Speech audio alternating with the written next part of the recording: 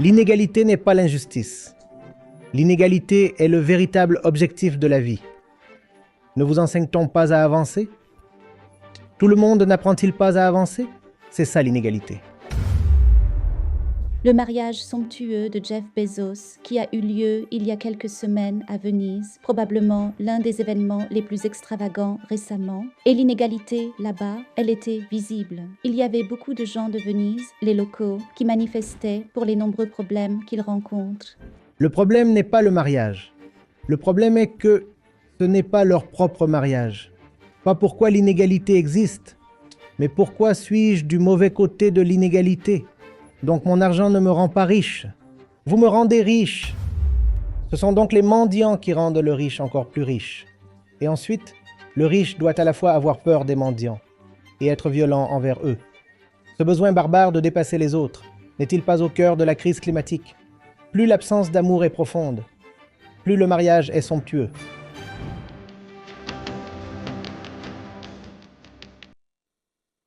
Bonjour Acharyaji, je m'appelle Shubhangi et je suis consultante en informatique et je vis à Munich depuis 8 ans. Et je fais partie de la communauté Gita depuis plus d'1 an maintenant.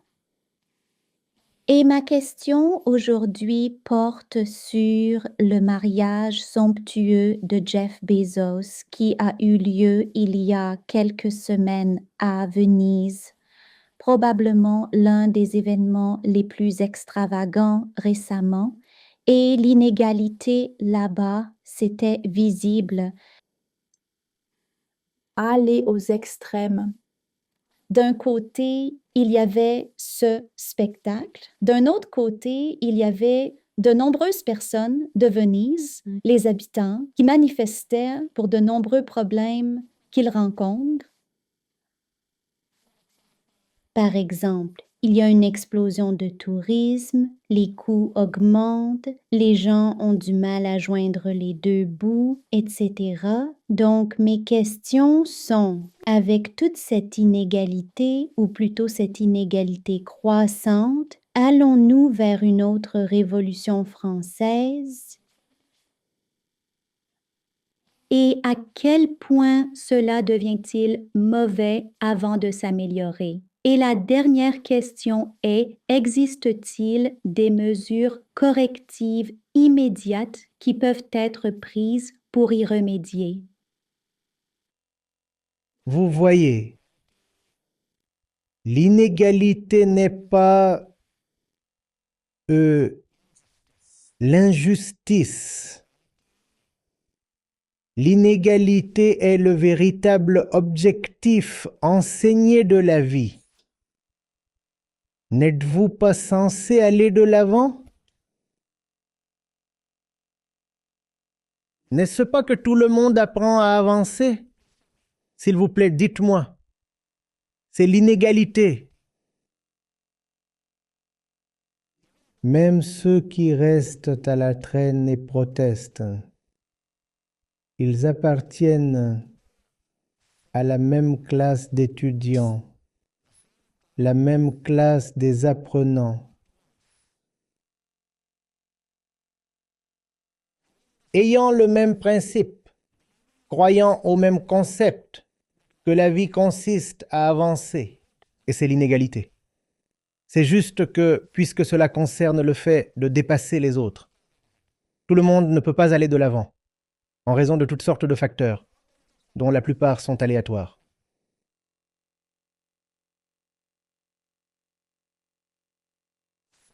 Certains d'entre nous prennent de l'avance, mais en réalité, tout le monde court la même course. Alors comment pouvons-nous nous plaindre de ceux qui sont devant nous? Parce que nous voulions aussi à peu près la même chose. S'ils n'avaient pas été en avance sur nous, nous aurions été en avance sur eux.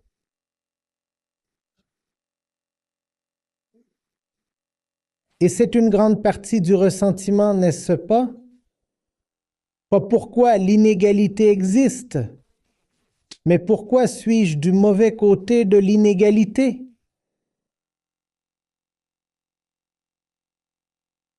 Tout le monde aime l'inégalité. Vous aussi, vous voulez de l'inégalité, mais vous voulez le type d'inégalité favorable. Quand les gens protestent, c'est parce que ce n'est pas leur mariage qui est célébré là-bas. Le problème n'est pas avec le mariage. Le problème est que ce n'est pas leur mariage, leur propre mariage. C'est le problème. Nous appartenons tous à la même classe, la même récolte. Et c'est le problème fondamental, une question que nous ne voulons pas aborder. Nous voulons croire au même type de système, mais en étant perdants dans ce système, pas existentiellement. Nous nous plaignons du système.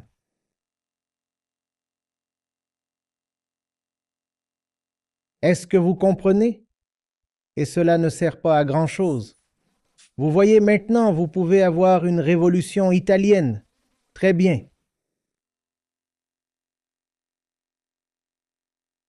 Très bien. Vous pouvez renverser le système, détrôner les maîtres, et l'un des soi-disant perdants deviendra le nouveau maître. Et encore, il y aura des inégalités, car c'est ce que le système animal en nous exige. À moins qu'il n'y ait de l'inégalité, comment y aura-t-il le chasseur et le chassé? Dites-moi, s'il y a égalité entre le lion et le cerf, le lion mourra de faim. Et vous voulez être lion. Vous êtes formé pour être lion. C'est le rêve social, familial, national, personnel. Je veux être un lion. Je veux être l'exploiteur. Je veux être celui qui fait l'expérience, le consommateur de toutes les bonnes choses, ce qui signifie en soi l'inégalité.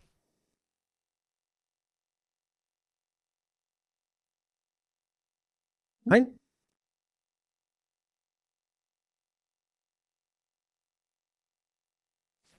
Quelqu'un a dit un jour que quand je décolle de Mumbai, un des plaisirs est de regarder les bidonvilles d'en haut.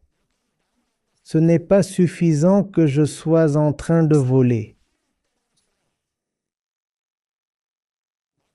Ce qui rend le vol un peu plus spécial, c'est le malheur de ceux qui sont couchés en dessous de moi, comme des insectes. L'inégalité est un tel grand motivateur et un plaisir. Vous trouveriez cela drôle et étrange. On pourrait s'attendre à ce qu'un homme prenne plaisir à regarder quelque chose de joli et pittoresque par sa fenêtre. Non. Il a dit non. Moi, chaque fois que je prends l'avion pour Mumbai ou que je décolle de là-bas, je regarde dehors et...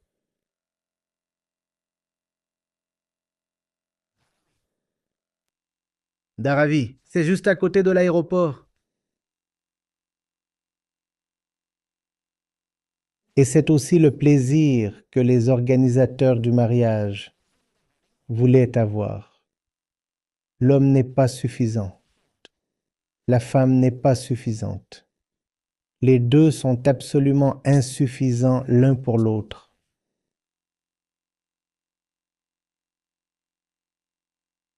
Ce qui constitue la majeure partie du plaisir, c'est l'argent inégal et inéquitable. Sinon, l'homme et la femme devraient suffire. Nous nous sommes réunis à deux. C'est une chose très privée, très personnelle, très intime. Pourquoi une ville entière devrait-elle être colonisée? Parce que c'est 90% du plaisir total, monsieur.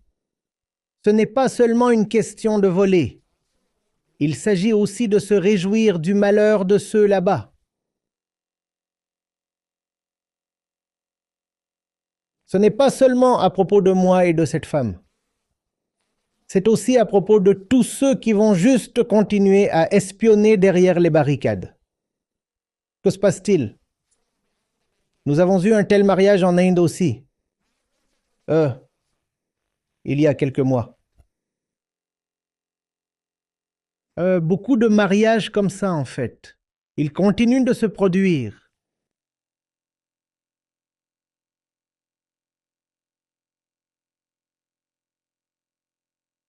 Fais attention à ça. Toute la philosophie de la vie est profondément erronée. Il s'agit de prendre de l'avance sur les autres. Il s'agit de se regarder dans le contexte des autres, plutôt que par les yeux des autres. Vous voyez? Quand appelez-vous quelqu'un riche? Quand appelez-vous quelqu'un riche? S'il vous plaît, dites-le moi.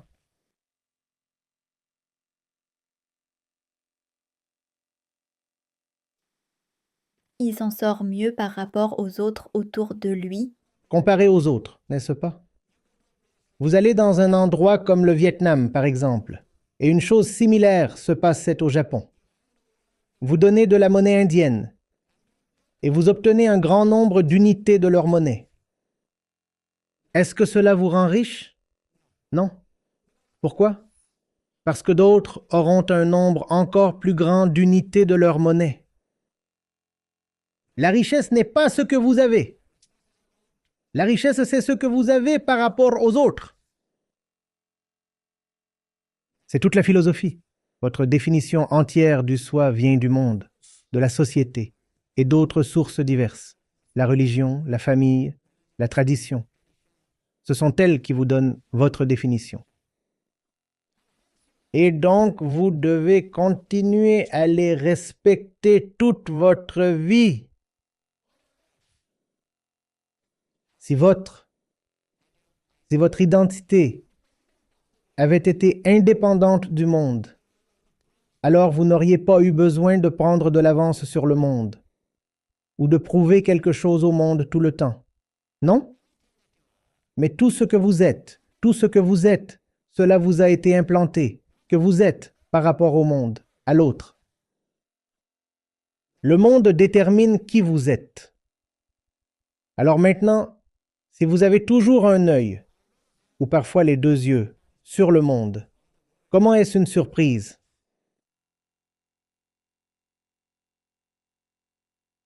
En quoi est-ce une surprise? Très bien, vous êtes un homme riche, parce que vous avez beaucoup d'argent ici. Disons que tout le stock est accumulé ici, n'est-ce pas? Cela ne me rend pas riche. Veuillez comprendre. Ce qui me rend riche, c'est le fait que vous accordez de la valeur à cette monnaie. Donc c'est vous qui me rendez riche, pas mon argent. Supposons que j'ai tout mon argent, déposé ici, mais que vous tous ici refusez de reconnaître cette monnaie. Suis-je encore riche? Donc mon argent ne me rend pas riche. Vous me rendez riche. C'est vous qui me rendez riche. Je ne suis rien par moi-même. Ainsi, je devrais prouver des choses au monde tout le temps et avoir peur tout le temps du monde et être agressif et rusé.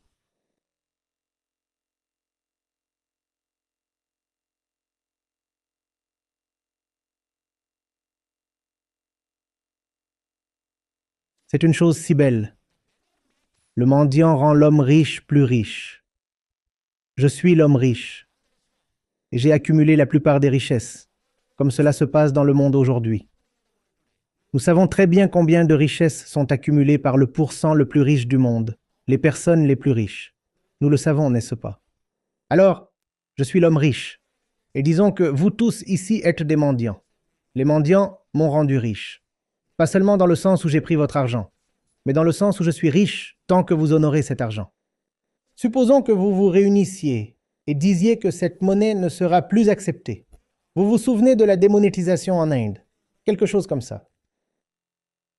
Vous tous, rassemblez-vous et dites « Nous ne reconnaissons plus cette monnaie. Suis-je encore riche ?» Donc, les mendiants rendent l'homme riche. Puis l'homme riche doit avoir peur et être violent envers les mendiants. Parce que même s'ils sont mendiants, ils peuvent toujours lui enlever sa richesse. Quelle ironie! Les mendiants décident si le riche restera riche.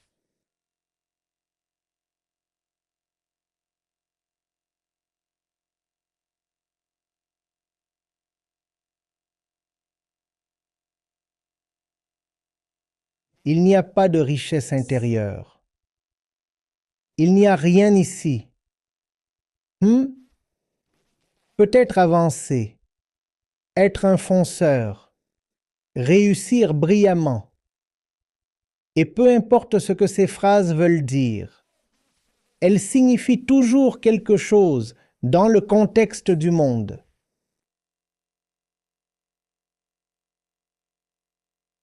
Ces expressions idiomatiques populaires, c'est toxique.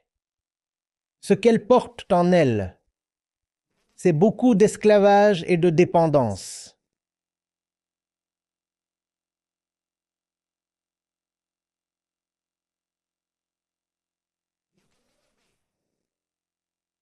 Vous ne pouvez jamais être au-delà du cadre, donc vous avez toujours peur. Même si vous êtes riche dans le cadre. Donc, vous avez toujours peur parce que le cadre n'est pas une vraie richesse. Le véritable amour n'est jamais une chose dans le cadre.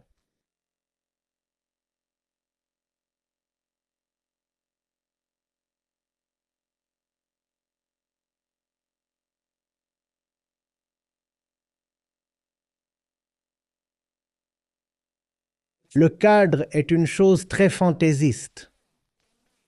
L'homme riche peut devenir pauvre du jour au lendemain. Et l'homme sur le trottoir peut devenir milliardaire du jour au lendemain. Ainsi, le milliardaire a toujours peur du mendiant. Si la richesse avait été une chose de l'intérieur, alors l'homme riche n'aurait pas eu peur, puisque la richesse, la vraie richesse, réside à l'intérieur. Elle ne peut donc pas être enlevée, alors il n'y a pas de peur. Mais le riche sait très bien que le mendiant est toujours un concurrent, non? Jusqu'au dernier souffle, la compétition reste. Une seconde suffira pour renverser la balance. Et donc la concurrence doit être impitoyablement réprimée chaque jour. Chaque jour. Parce que le jeu n'est jamais terminé. Oui, vous avez pris de l'avance, mais les autres sont toujours à vos trousses. Donc, il faut continuer à les éliminer tout le temps. Comme dans un jeu, n'est-ce pas? Disons au football ou au hockey. Même si vous avez quelques buts d'avance, vous continuez à faire pression, n'est-ce pas? Vous ne dites pas « maintenant j'ai gagné », parce que vous n'avez jamais vraiment gagné avant le dernier coup de sifflet. D'une certaine manière, vous avez toujours peur que le jeu puisse encore être perdu. Donc, l'opposition doit être continuellement dominée. Même si vous êtes l'homme le plus riche du monde, l'opposition, composée du reste du monde, doit être continuellement dominée. Quelle sorte de richesse est-ce? Tellement effrayant.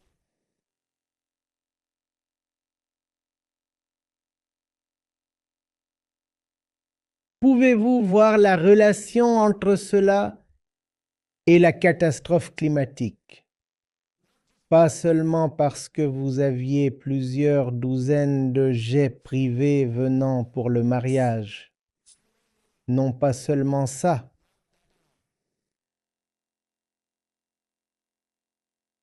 Ce besoin barbare de progresser à tout prix n'est-il pas au cœur de la crise climatique? Dis-moi s'il te plaît.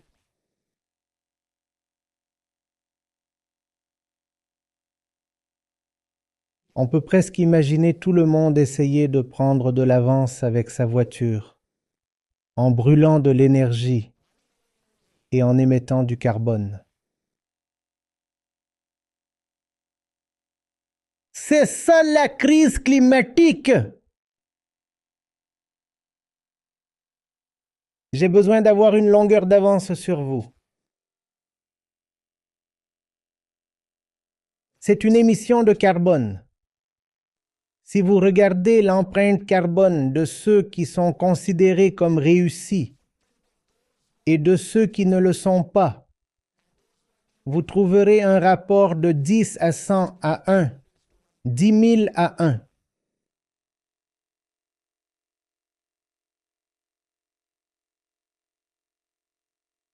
Le succès consiste, vous savez, à écraser l'autre.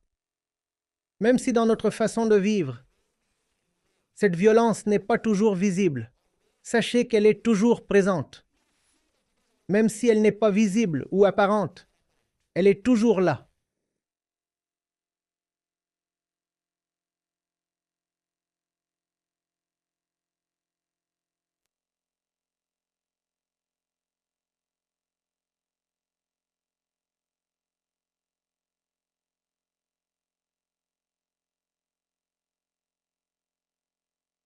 Peut-il y avoir une richesse intérieure? Pouvez-vous être intérieurement riche sans être intérieurement libre du monde? Je vous le demande.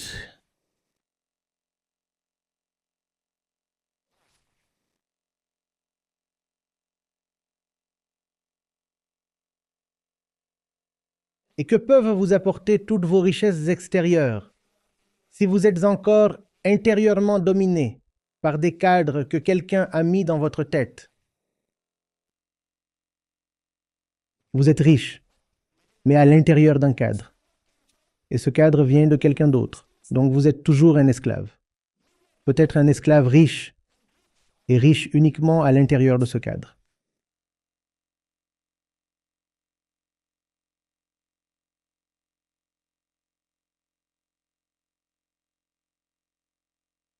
Je ne dis pas que les pauvres sont meilleurs. Ce sont des esclaves pauvres. Nous avons des esclaves riches. Nous avons des esclaves pauvres. Mais où est la liberté?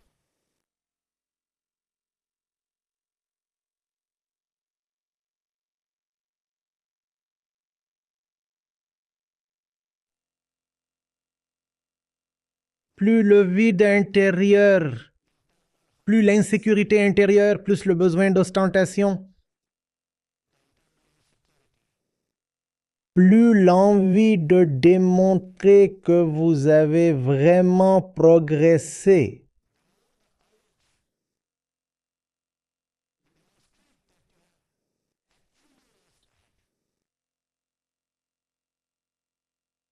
Plus l'absence d'amour est profonde, plus le mariage est somptueux.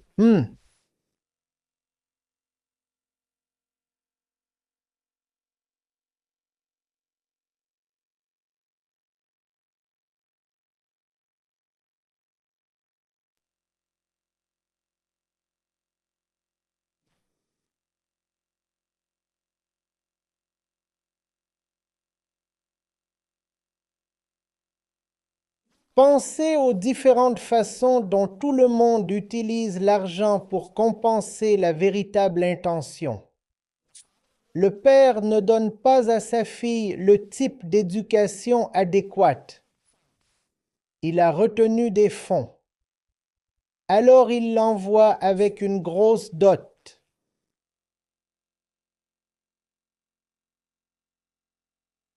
L'amour manquait. Alors la dot est présente. Si vous l'aviez vraiment aimé, vous auriez dépensé cet argent pour son éducation. Mais quand il s'est agi d'éducation, vous avez dit non, non, non. Allez dans une université quelconque, dans un village ou une petite ville. Obtenez un diplôme, d'une manière ou d'une autre. Et elle a été mariée. Et quand vint le mariage, un camion entier de choses ont été envoyées avec elle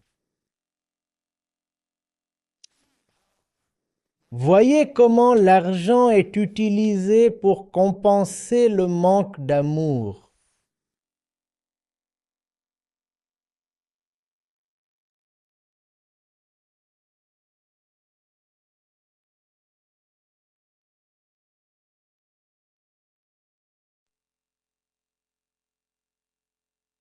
J'ai lu quelque part qu'un des signes, c'était un article très général. Comment savoir si votre partenaire vous trompe? Le genre d'espion aléatoire. Les articles que publient les sites d'actualité médiocres. Alors, l'un des signes révélateurs, ont-ils dit, et l'article était destiné aux femmes. Si votre mari commence soudainement à vous offrir des cadeaux coûteux, c'est un signe qu'il pourrait maintenant être impliqué ailleurs. Tout d'un coup, il a commencé à t'apporter des bijoux sans raison ou quelque chose. De la lingerie, peu importe, sans raison. Et des trucs chers. C'est un signe qu'il trompe maintenant.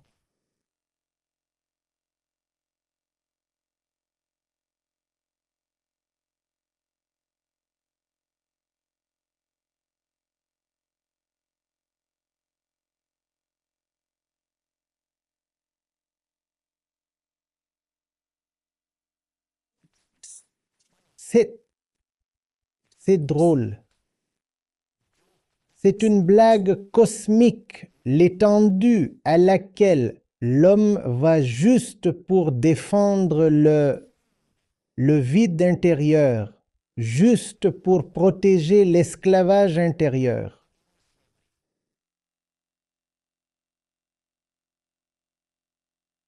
Quelqu'un devient l'homme le plus riche du monde. Quelqu'un devient l'homme le plus puissant du monde. Hitler, vous savez, il essayait de devenir artiste. Il est allé à Vienne. Et puis il est devenu le dictateur le plus puissant du monde. Plus que Staline, en fait. Il a été rejeté les 2 fois. Il dessinait. Et je suppose peignait ou quelque chose comme ça. Comprenez-moi. En tant que jeune homme, il voulait s'inscrire à un cours d'art. Et l'université l'a rejeté. Non pas 1, mais 2 fois.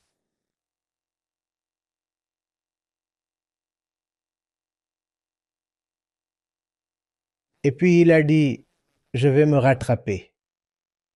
Ce monde entier est injuste, pas seulement cette université.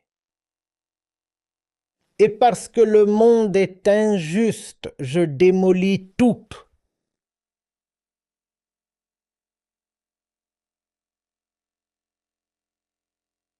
Il aurait pu être une sorte d'artiste, à moitié décent, vous savez, des panneaux, ou quelque chose comme ça, des pots de fleurs. C'était sa vocation.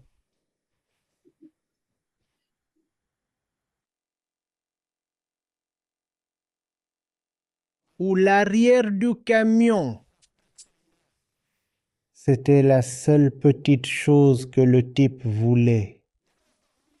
Laisse-moi faire ça.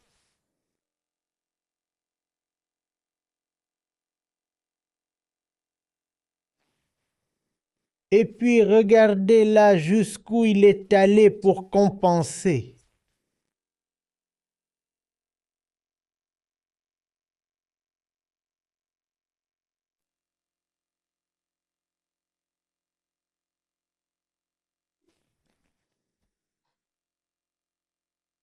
Quelqu'un va devenir le plus riche, le plus puissant, quelque chose, quelque chose, quelque chose.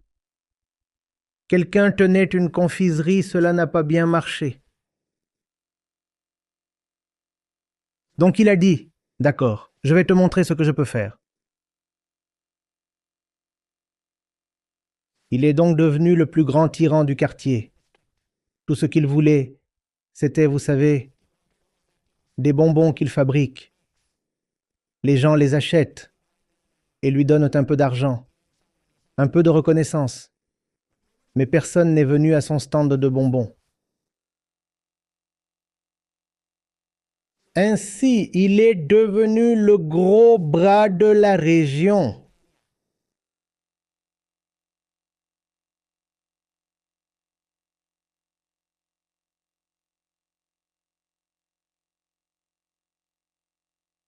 Le problème, c'est que vous ne seriez toujours pas satisfait. Vous seriez toujours aussi misérable à l'intérieur, aussi creux que vous l'avez toujours été. Vous pouvez brûler autant d'argent que vous voulez. Vous pouvez dépenser sans compter et faire une démonstration devant l'univers entier. Cela ne servira à rien.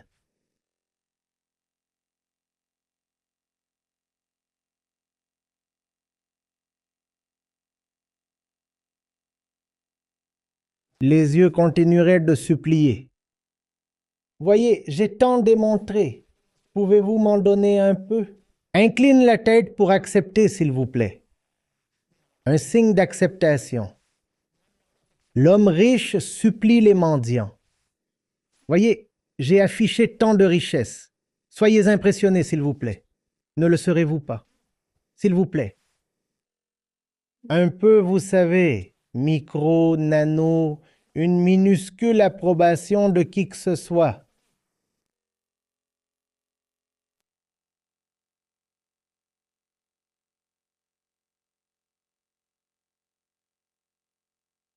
Va pour le vrai.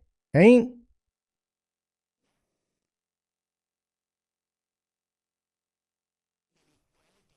Ce n'est pas l'inégalité qui est le problème fondamental. Le problème fondamental est le cadre lui-même. Le cadre dans lequel on ne peut pas réussir sans être en avance sur le monde. C'est ce cadre.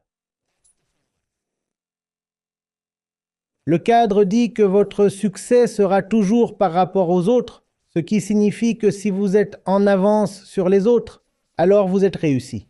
Ainsi, le succès, en ce sens, est défini par votre position par rapport aux autres. Le cadre est le problème. Le vrai succès, c'est quand vous abandonnez le cadre, vous le mettez de côté, vous le dépassez. C'est ça le vrai succès.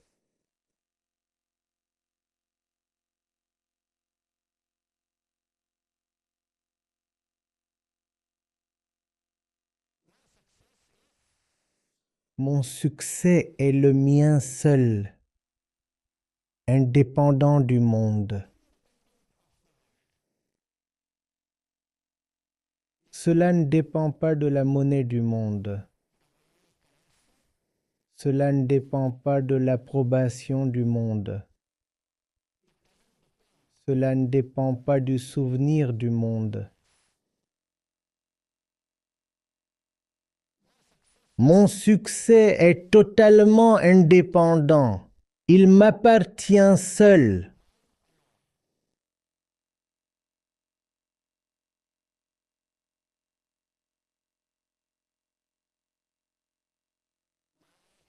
Mon estime de soi, mon respect de moi-même ne vient pas des autres.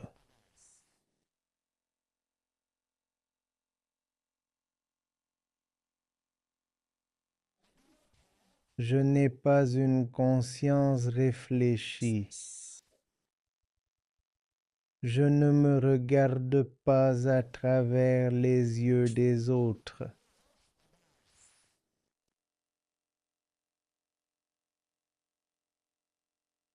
Je suis un miroir pour moi-même.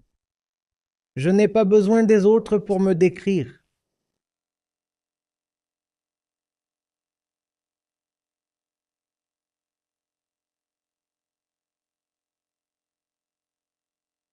Oui, vous pouvez bien sûr me donner des retours, mais vous n'êtes pas autorisé à me donner des identités.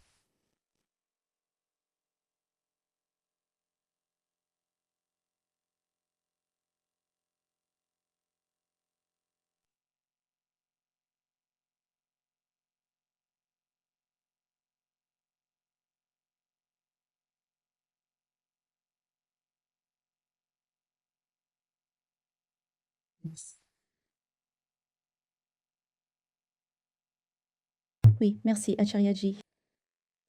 Bienvenue.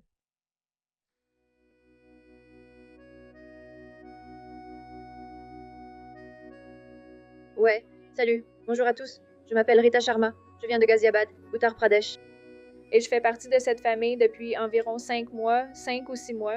Et je me souviens quand j'étais enfant, vous savez, chaque enfant innocent se pose toujours cette question. Pourquoi cela arrive-t-il? Moi, étant une fille, il y a certaines sortes de règles différentes pour une fille. Il y a des règles différentes pour les garçons. Totalement, vous savez, même communauté, même corps humain.